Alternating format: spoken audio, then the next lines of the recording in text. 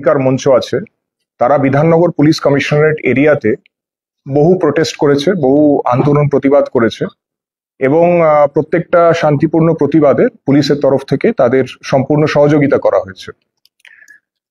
আমরা social media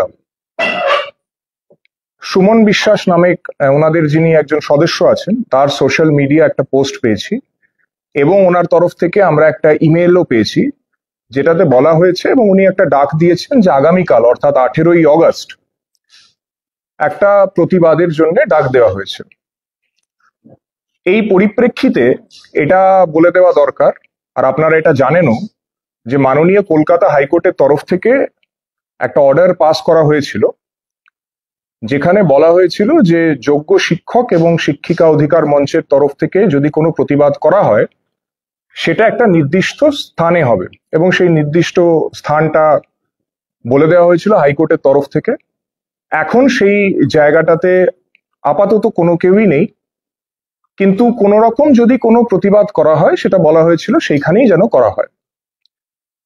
যেহেতু যেটার বিষয়ে কালকে আমরা শুনেছি, যে খবরটা আমরা পেয়েছি সুমন বিশ্বাসের পোস্টে এবং ইমেল আইডির মাধ্যমে, সেটা যেহেতু কলকাতা হাইকোর্টের যে অর্ডার তার থেকে বাইরে করা হচ্ছে, সেই জন্য আমাদের তরফ থেকে সুমন বিশ্বাসের দেওয়া মেলকে এবং ওদের এই প্রতিবাদ করার যে বক্তব্য যেটা ওনারা করতে চেয়েছেন সেটাতে আমরা পুলিশের তরফ থেকে কোনো রকম পারমিশন দিইনি। আজকে আমাদের কাছে গোপন সূত্রে একটি খবর আসে, একটি রেকর্ডেড কনভারসেশন আমরা পাই যেখানে দুজনের মধ্যে একটি কথোপকথন আছে। এই দুজনই হচ্ছেন এই অধিকার মঞ্চের সদস্য এবং সেই যে কথোপকথনটা হয়েছে সেটাতে আমরা বেশ কিছু আপত্তিজনক জিনিস পেয়েছি বা কিছু হিংসাত্মক গতিবিধির কথা সেখানে আমরা পেয়েছি। এই যে কনভারসেশনটা সেটাকে আমরা অলরেডি সিজ করেছি। কনভারসেশনটা প্রায় 6 মিনিটের। সেখান থেকে কিছু রেলিভেন্ট পোর্শন আমরা আপনাদেরকে আজকে একটু শোনাতে চাই।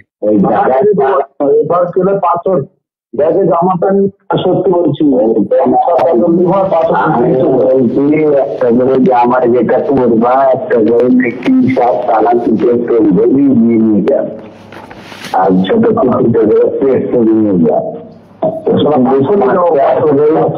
পুলিশ মারতে আসলেই ধরাও তালাকে বড় বড় সারা পুলিশ মারতে আসলে ওর মাথায় একটা গ্যাগ করে দিব, ওখানে নিয়ে চলবো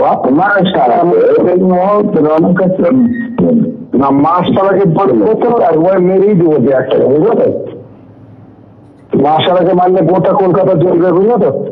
যে এরকম পুলিশ করবে গোটা কলকাতা চলবে, হ্যাঁ চলবে না?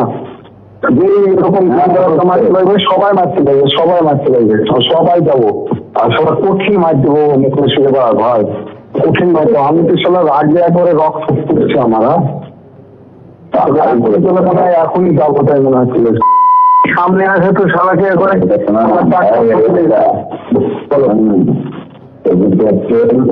পাঁচের না চলে চালাবো কিলোমিটার করে নিয়ে যেতে হবে। 500 আরো প্রথম করে পেট্রোল পেট্রোল আর দেশলাই বা লাইটার ধরানো দিতে হবে, লাইটার ধরার যে সুবিধা লাইটার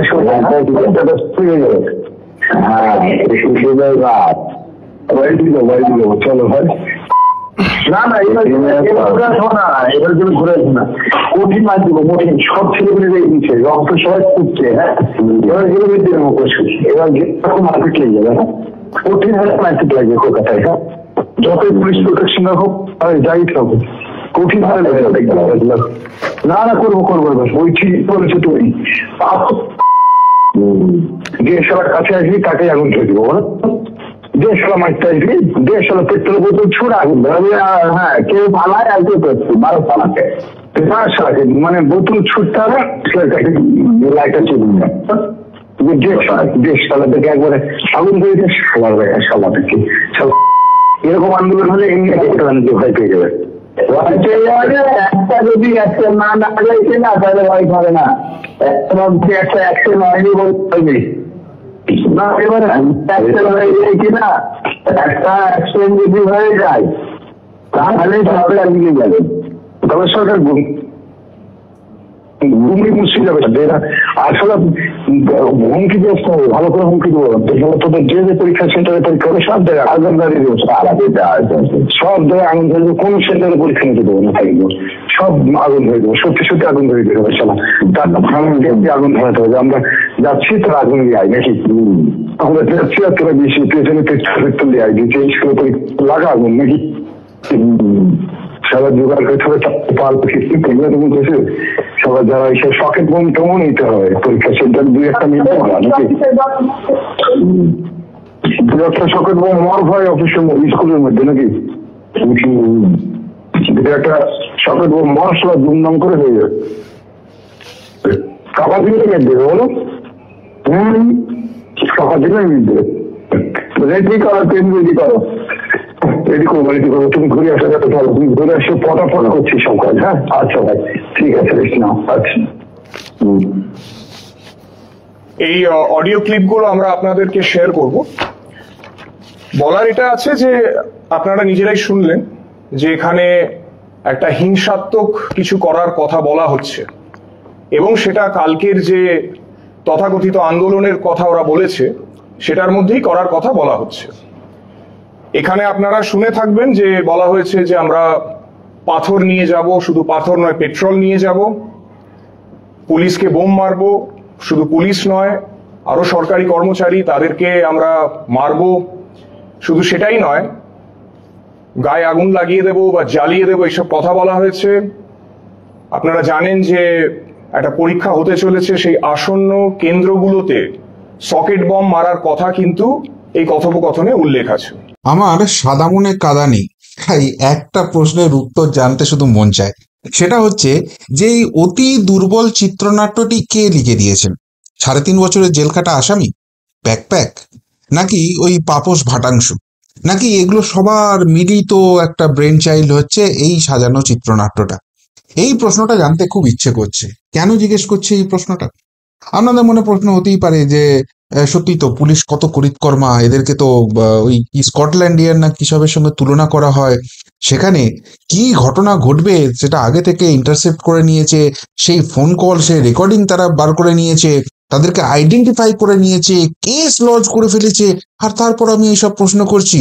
আমি নিশ্চয়ই খুব বাজে লোক এবং কুৎসা করে যাচ্ছি না। দেখুন, আমার প্রশ্নটা হচ্ছে খুব স্বাভাবিক কারণে। তার কারণ হচ্ছে আপনাদের নিশ্চিতভাবে মনে থাকবে গত বছরের সেই নবান্ন অভিযান, ছাত্র সমাজ যেটা ডাক দিয়েছিল, তার আগে পুলিশ এরকমই কিছু একটা ইন্টারসেপ্ট করে ফেলেছিল।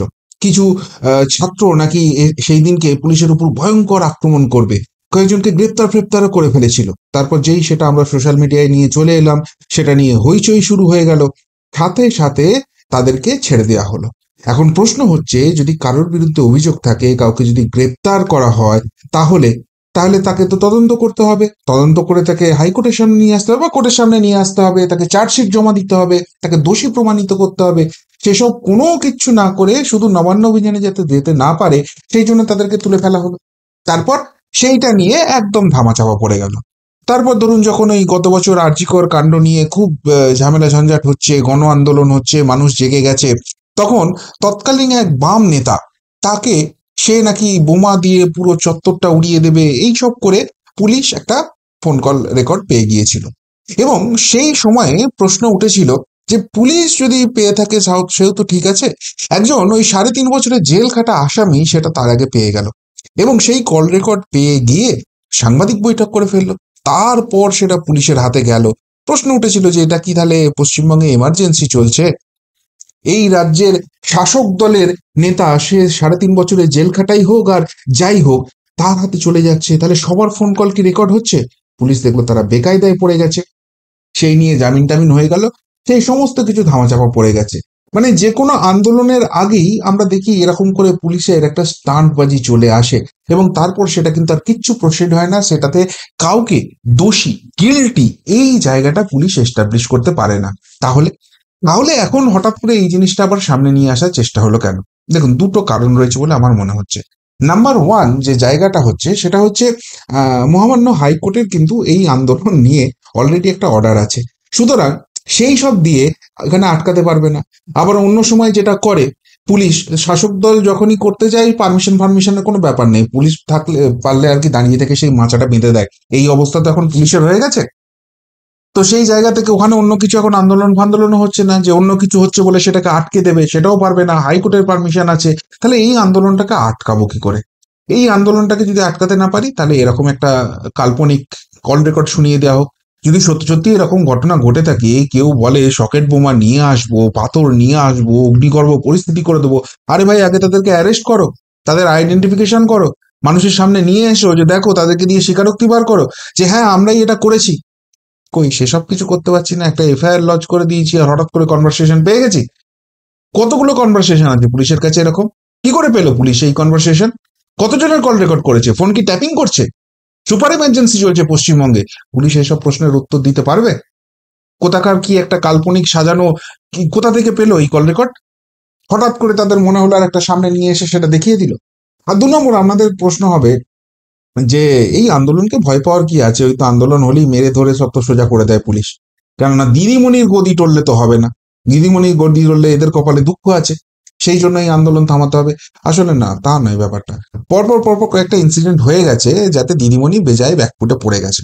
আন্দোলন হলেও দিদিমণির গদি টলমলো, আর আন্দোলন আটকাতে গিয়ে পুলিশের ওইসব মারধরের কাণ্ড কারখানা করলে সেখানেও গদি টলমলো হচ্ছে। আপনারা দেখুন, যখন প্রথম এই 26,000 চাকরিহারাদের আন্দোলন শুরু হলো, সেই কসবার ডিআই অফিস, শিক্ষকের পেটে পুলিশ লাথি মারছে।